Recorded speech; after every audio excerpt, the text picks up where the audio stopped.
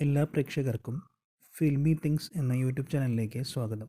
Oscar ചുരുക്കപ്പട്ടികയിൽ നിന്ന് ലാപത്ത ലേഡീസും ആടുജീവിതവും പുറത്ത്.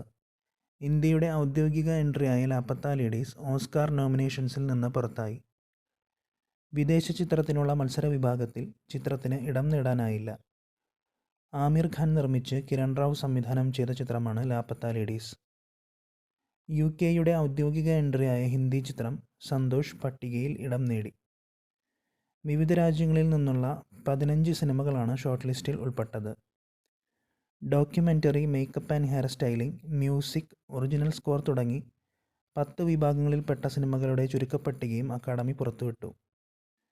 മികച്ച ഒറിജിനൽ ഗാനത്തിനും ഒറിജിനൽ സ്കോറിനുമുള്ള പട്ടികയിൽ ഉൾപ്പെട്ട ആടുജീവിതവും നോമിനേഷൻസിൽ ഉൾപ്പെട്ടില്ല.